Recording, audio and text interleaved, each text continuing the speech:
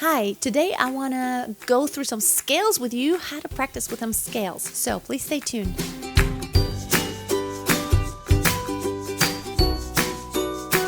I've talked about that you must practice scales because everything is based on scales and arpeggios and triads. So let's get into it.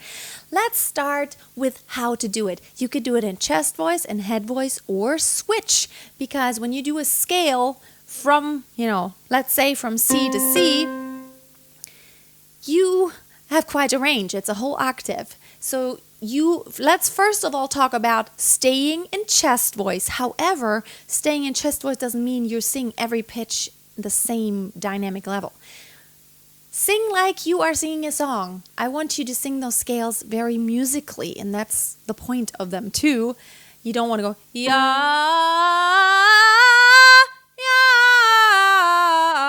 Now, first of all, don't conduct yourself. It's one gesture, one phrase. You want to also crescendo and decrescendo.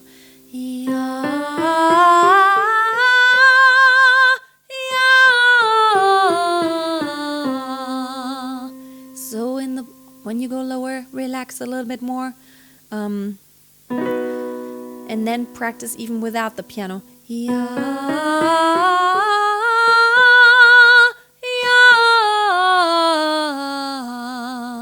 And make sure you don't get too dark. Or here.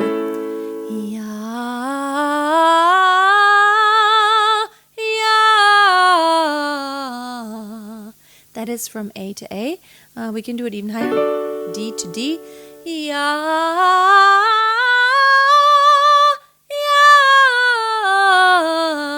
So that is one exercise you can practice depending on where you're at. If you do not have a piano, you can download a piano app. There's a bunch of free piano apps. Just search for piano app and there will be a piano keyboard and you can just see what keys you're on, and then you can plunk at least the first note of a scale. If you're not familiar with how to play a scale, you can just have the first one and try slowly. Now after you do it slowly, you want to speed it up. So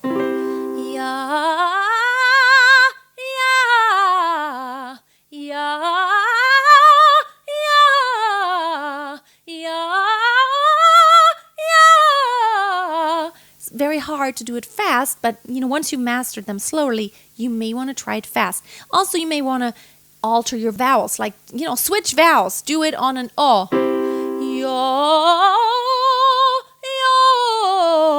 Or slowly, or on an U.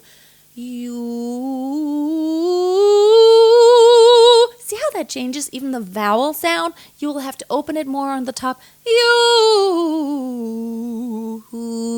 Find the placement there. Even I have to experiment with that all the time. It's really hard. You may want to do it on an E.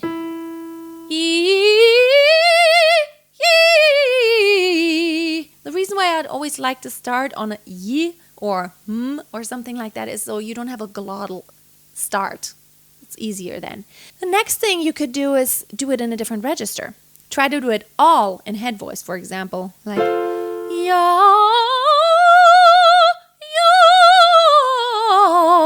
which that's easier for me. Go really high.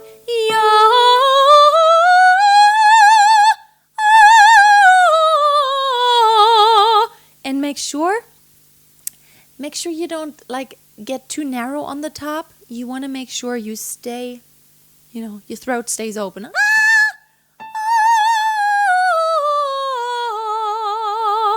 Okay, so go up as high as you can.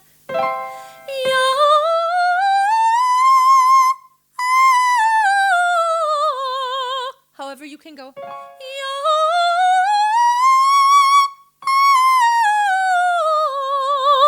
Just always make sure you don't go and when you go down.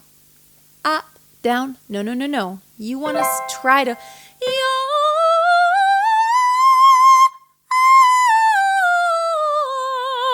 even on the chest was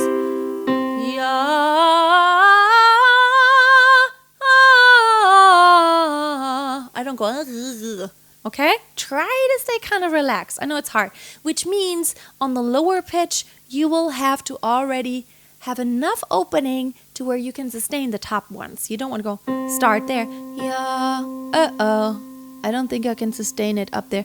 Yeah. Oh, really hard to sing that top one. That's how you realize that you're actually not giving the bottom note enough space. If you start yeah, then it becomes ah when you go up. Ah. See how much more open that ah on the bottom sounds when you open it up? So that is one. Then you could do arpeggios. So which means it's a broken chord like a triad.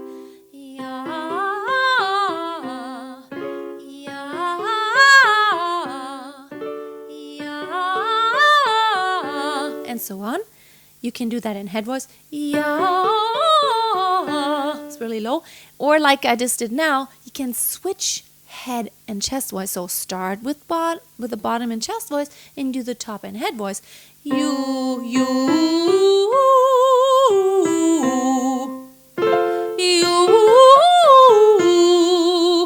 So I'm ending up in chest voice again, but the top is head voice. Okay? You can experiment with that. And then what you can do, you can just play around that scale and not, play just the plain scale, but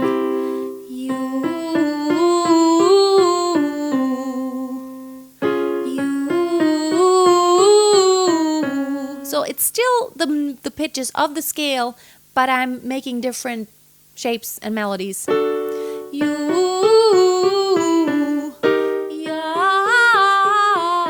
That's just some ideas,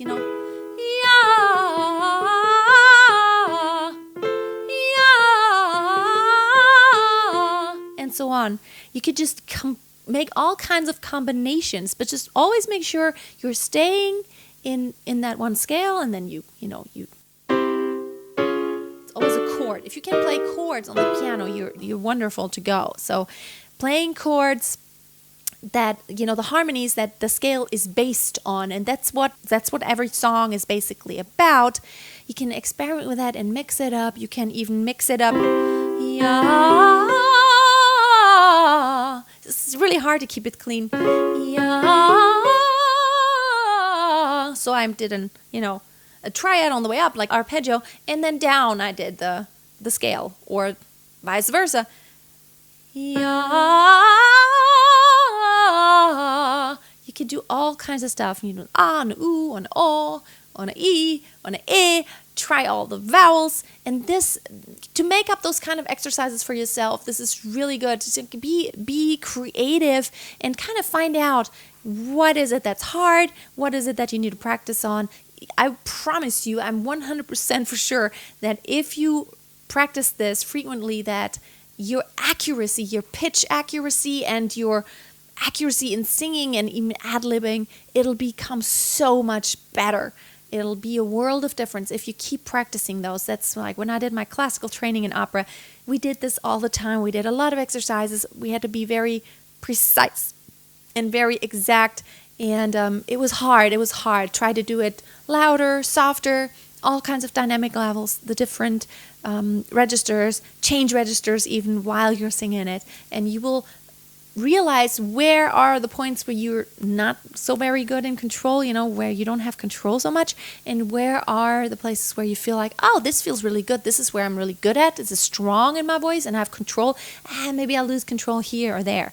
It's really good to pinpoint those problems. Well, thank you so much for watching today. Hope you're going to be back next week. If you have not subscribed, make sure you subscribe, and then you click on that bell symbol so you are notified in your feed when I publish new videos.